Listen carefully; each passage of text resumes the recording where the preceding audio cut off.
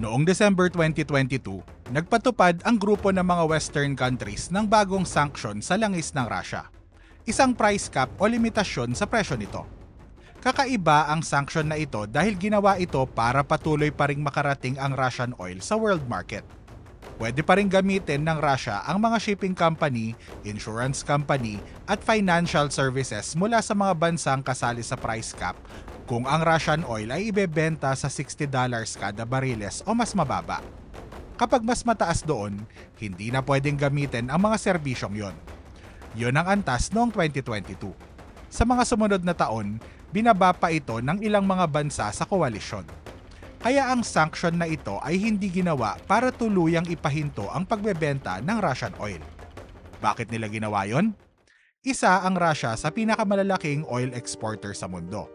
Kung biglang mawawala sa merkado ang malaking bahagi ng langis nito, pwedeng bumaba ang global supply at tumaas ang presyo kasama na sa mga mismong bansang nagpataw ng sanctions. Kaya mas komplikado ang gustong gawin ng price cap. Gusto nitong panatilihing dumadaloy ang Russian oil sa world market habang binabawasan ang kinikita ng Russia mula dito. Ngayon, tingnan naman natin ang ibang mga bansa.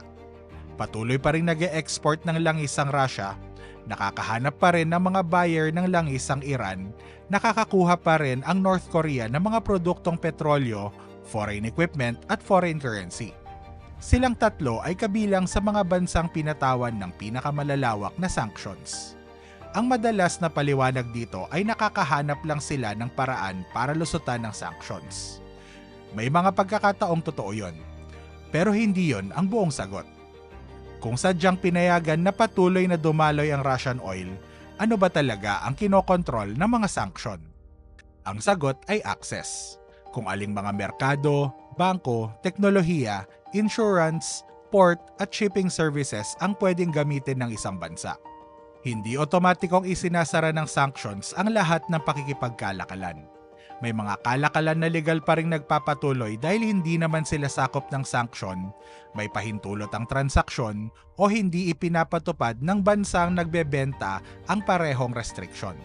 Kaya mas malakas ang epekto ng sanction kapag kontrolado ng bansang nagpataw nito ang isang bagay na kailangan ng target na bansa at mahirap nitong palitan. Malaki ang kakayahan ng Amerika na magpatupad ng sanctions dahil sa American financial system, sa laki ng American market at sa mga teknolohiyang sakop ng US export controls. Gumagamit din ito ng secondary sanctions. Sa ilang sanctions program, maaaring patawan din ng Amerika ng sanctions ang isang foreign bank kapag nakipagtransaksyon nito sa isang sanctioned entity at maaaring mawala ang access nito sa US financial system. Kaya kahit legal ang transaksyon sa sariling bansa ng bangko, malaki pa rin ang panganib kapag itinuloy nila ito. Sa shipping naman, malaki ang kontrol ng mga bansang kasali sa price cap coalition. Ayon sa US Treasury, historically, nasa 90% ng market para sa insurance at reinsurance na kailangan ng mga oil tanker ay hawak ng mga kumpanyang nakabase sa mga bansang ito. At halos lahat ng port at malalaking kanal ay nangangailangan ng ganitong insurance. Ano kaya ang mangyayari kung hindi nagagamitin ng Russia ang mga serbisyong kontrolado ng mga bansang ito? Yan mismo ang sinubukang gawin ng Russia. Nagsimulang gumamit ang Russia ng mas matatandang oil tanker na pag-aari, insured at rehistrado sa labas ng mga bansang kasali sa price cap. Sa maraming kaso, mahirap matukoy kung sino talaga ang may-ari dahil dumadaan ng ownership sa magkakapatong na kumpanya. Tinatawag ito ng mga analyst na shadow fleet. Pero paglalarawan lamang ang terminong ito, hindi ibig sabihin nito na illegal agad ang isang barko. May ilang barko na gumagamit ng peking dokumento o lumalabag sa partikular na batas at sanctions. Ang iba naman ay gumagamit lang ng mga kumpanya at serbisyong nasa labas ng mga bansang nagpapatupad ng price cap. Umaasa ang price cap sa kontrol ng mga bansang nagpapatupad nito sa shipping at insurance services. Habang mas maraming Russian oil ang naipapadala gamit ang mga serbisyong nasa labas ng sistemang yon, humihina ang bisa ng price cap. Ibig bang sabihin na lampasan na ng Russia ang sanction? Hindi. Nakikita rin ng mga bansang nagpataw ng sanction ang bagong sistemang ginagamit ng Russia. Kaya sinimulan nilang ilagay sa sanctions list ang mismong mga barko o oil tanker.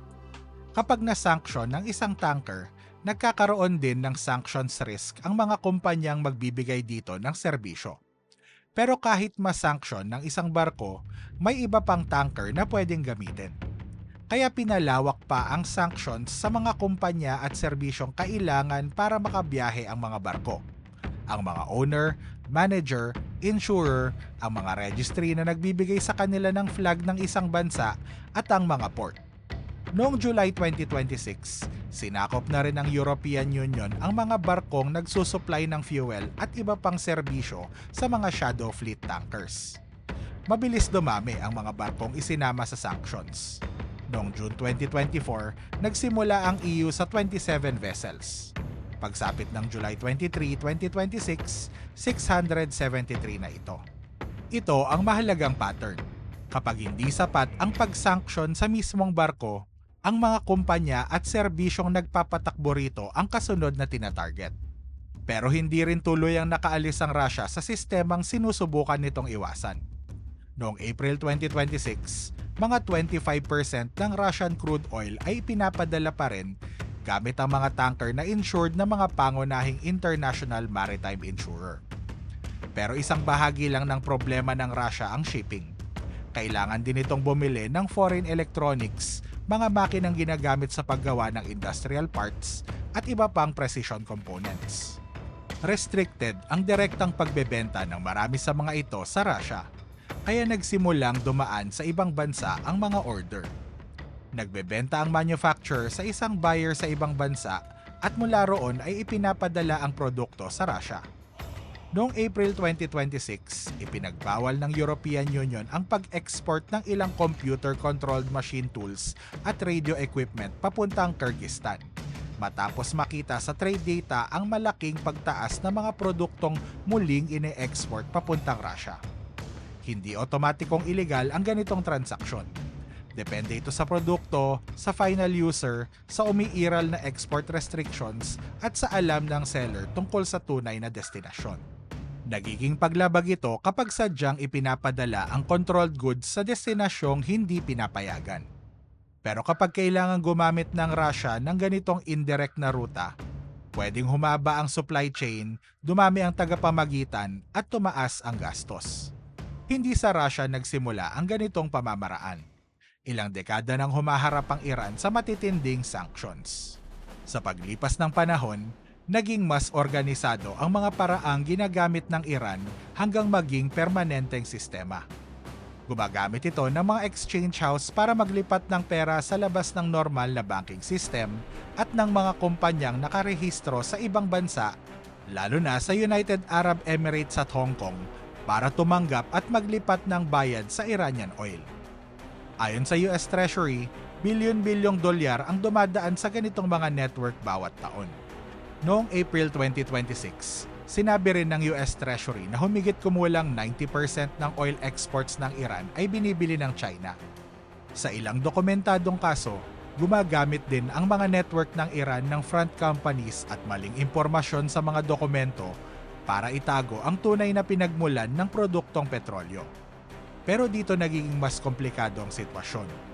Patuloy na nakakapag-export ng langis at nakakapaglipat ng pera ang Iran, pero malaki rin ang nabawas sa access nito sa international banking system.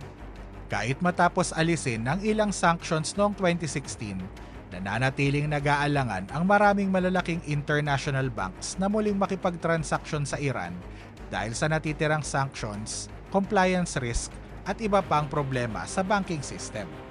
Kung nakakahanap sila ng ibang paraan para maipagpatuloy ang kalakalan, bakit hindi na lang nila palitan ang lahat ng serbisyong hindi na nila magagamit dahil sa sanctions?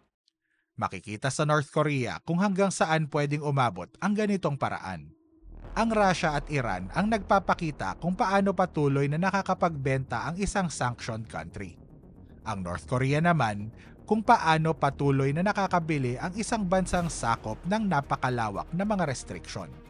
Iba rin ang legal na sitwasyon ng North Korea.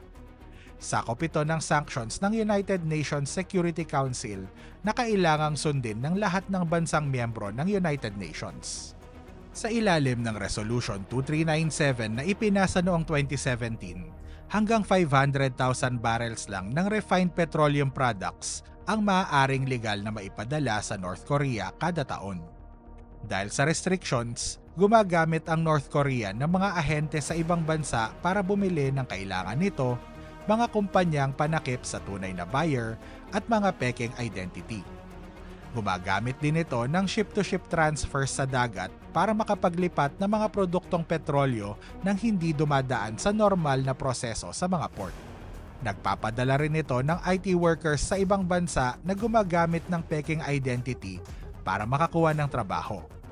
Ayon sa US Treasury, malaking bahagi ng kinikita nila ay napupunta sa gobyerno ng North Korea. Gumagamit din ito ng pagnanakaw sa pamamagitan ng mga cyber attack.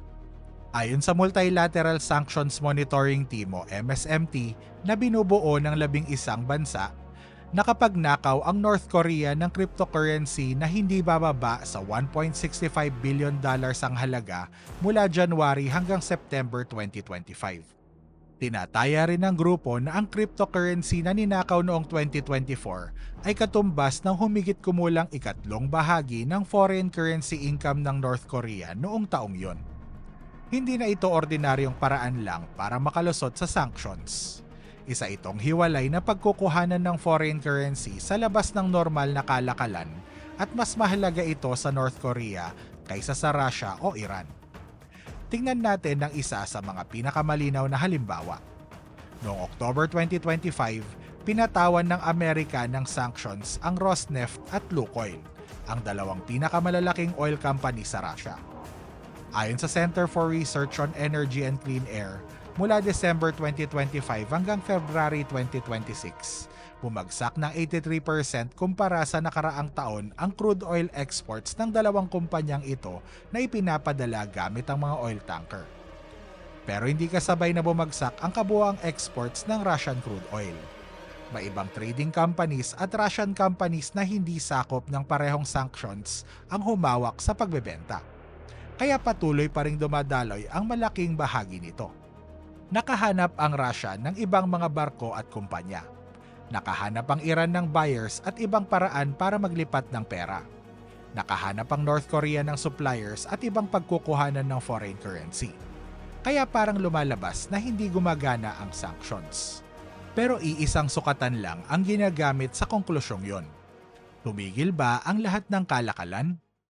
Marami sa mga sanctions na ito ay hindi naman ginawa para doon. Pinakamalinaw na halimbawa ang price cap noong December 2022. Sadyang ginawa yon para patuloy na dumaloy ang Russian oil habang sinusubukang bawasan ang kinikita ng Russia mula rito. May ibang ruta pero may kapalit na gastos ang rutang yon.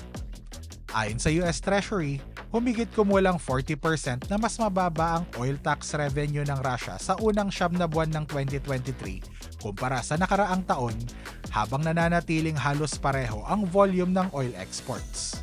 Yan mismo ang layunin ng price cap. May isa pang punto ang US Treasury. Ang perang ginagastos ng Russia sa mga tanker at sa sarili nitong insurance system ay pera ring hindi nito magagamit sa ibang bagay. Makikita rin ito sa ibang mga bansa. Patuloy na nakakapag-export ang Iran pero mas limitado na ang access nito sa normal na international banking system at mas kaunti ang mga buyer ng langis nito. Dahil dito, mas malaki ang bargaining power ng mga buyer. Patuloy naman ang weapons program ng North Korea pero kailangan itong kumuha ng produkto at pera sa mas komplikadong paraan na mas madaling harangin o paghigpitan. Kapag gumagastos ang isang bansa para gumawa ng alternatibong ruta, ipinapakita nitong naging mas mahirap, mas mahal o mas mapanganib ng gamitin ang dating ruta. Pero hindi ibig sabihin nito na napigilan na ang bansa. Maaari nitong tanggapin ang dagdag na gastos at ituloy pa rin ang gusto nitong gawin. Kaya ang tunay na tanong ay ano ba ang ibig sabihin kapag sinabing gumagana ang sanctions? Magkakaiba kasi ang layunin ng sanctions. May sanctions na ginawa para piliting baguhin ng target na bansa ang mga polisiya nito. May iba na ginawa para bawasan ang access nito sa pera, teknolohiya o iba pang kakayahan. May sanctions para bawasan ang kikitain nito. at mayroon ding ginagamit bilang banta para pigilan ang isang aksyon bago pa ito mangyari. Kaya maaaring magtagumpay ang isang sanction sa ilan sa mga layunin nito, pero mabigo pa rin sa mga layuning pinakamahalaga. At hindi lang ang mga gobyerno ang nakakaranas ng epekto ng sanctions. Nakakaranas din ang ordinaryong mamamayan ng mas mataas na presyo, paghina ng halaga ng pera at mas limitadong akses sa ilang produkto. May mga pag-aaral din na nagpapakitang sa ilang mga pagkakataon, ang economic pressure ay nagtutulak sa isang gobyerno na higpitan pa ang kontrol nito sa populasyon sa halip na baguhin ang mga polisiya nito. Patuloy na dumaloy ang Russian oil pagkatapos ng December 2022. Sa simula, pwedeng magbukang patunay yon na nalampasan ng Russia ang sanctions. Pero ngayon, malinaw na ang patuloy na pagdaloy ng langis ay bahagi mismo ng disenyo ng price cap. Pero mali rin na isiping dahil dito ay siguradong gumana ang sanctions. Bumaba ang oil revenues ng Russia noong 2025 at 2026, pero hindi sanctions lang ang dahilan. Kaugnay din ito ng mas mababang global oil prices at mas malakas na ruble. Kaya kailangang paghiwa-hiwalayin ang mga tanong. Mas kaunti ba ang kinita ng Russia kumpara sa kikitain sana nito kung walang sanctions? Tumaas ba ang gastos nito? Nabawasan ba ang access nito sa mga partikular na teknolohiya at serbisyo? At sapat ba ang lahat ng yun para baguhin ang mga desisyon ng Russia? Hindi kailangang pare-pareho ang sagot. Maaaring tumaas ang gastos, mabawasan ang kinikita, o malimitahan ang akses sa teknolohiya at serbisyo nang hindi napipilitang baguhin ng target na bansa ang polisiya nito. Kaya hindi lang dapat itanong kung nagpapatuloy ang kalakalan. Ang mas mahalagang tanong ay kung ano ang kailangang bayaran, isuko, ipagsapalaran, palitan o mawala sa target na bansa para maipagpatuloy ito at kung sapat ba yon para makamit ng mga bansang nagpataw ng sanctions ang mga layunin nila. Hindi tuluyang sinasara ng sanctions ang isang bansa sa pandaigdigang ekonomiya. Nililimitahan nito ang akses sa mga bahagi ng pandaigdigang ekonomiya na kontrolado ng mga bansang nagpataw nito. At ang pagkakaroon ng ibang ruta ay hindi nangangahulugang wala itong kapalit. Like and subscribe.